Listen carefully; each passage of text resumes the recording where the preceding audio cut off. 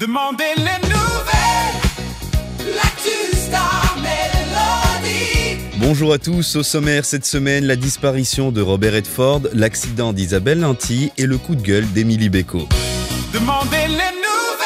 Il était l'une des dernières légendes d'Hollywood. Robert Redford est mort mardi à l'âge de 89 ans. Acteur, réalisateur et producteur, il a marqué plusieurs générations. On se souvient tous de ses films mémorables, Out of Africa ou encore L'homme qui murmurait à l'oreille des chevaux. Dans les années 90, il bouleversait encore le public avec Proposition indécente et retrouvait Jane Fonda en 2017 dans Nos âmes la nuit, une romance tendre et crépusculaire. Mais Redford, ce n'était pas seulement l'acteur au sourire solaire, il était aussi réalisateur oscarisé avec Des gens comme les autres et fondateur du festival Sundance, devenu la vitrine du cinéma indépendant. Engagé pour l'environnement et la liberté de création, il laisse derrière lui une carrière immense, guidée par un souci constant, mettre son talent au service des autres.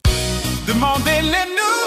L'actrice Isabelle Nanty, connue pour ses rôles dans Les Tuches ou encore dans Le fabuleux destin d'Amélie Poulain, a été victime d'un accident de la route vendredi dernier. Le van dans lequel elle se trouvait s'est retourné sur l'autoroute A10 dans les Yvelines. L'enquête a révélé que le chauffeur VTC conduisait avec un permis invalide depuis 2018 et un véhicule non assuré depuis cet été. Isabelle Nanty, 63 ans, souffre de plusieurs fractures dont 2 aux côtes et au cervical. Elle a été hospitalisée à Clamart mais a pu rentrer chez elle mercredi avec 2 mois d'arrêt de travail. Son partenaire des Tuches, Jean-Paul Rouve, s'est voulu rassurant.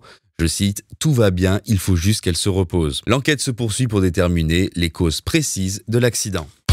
Demandez les nouvelles. Enfin, dans le monde de la chanson, c'est la fille de Gilbert Bécaud qui prend la parole. Emily Beko pousse un cri du cœur. Selon elle, son père, disparu en 2001, n'a pas la place qu'il mérite dans la mémoire collective. L'interprète de Nathalie, où est maintenant, surnommé Monsieur 100 000 volts, a pourtant laissé un répertoire repris par Frank Sinatra, Nina Simone, Elvis Presley ou encore Bob Dylan. En France aussi, des artistes comme Florent Pagny, Vianney ou Lara Fabian l'ont récemment chanté. Mais Emily regrette que les radios et les télévisions l'oublient.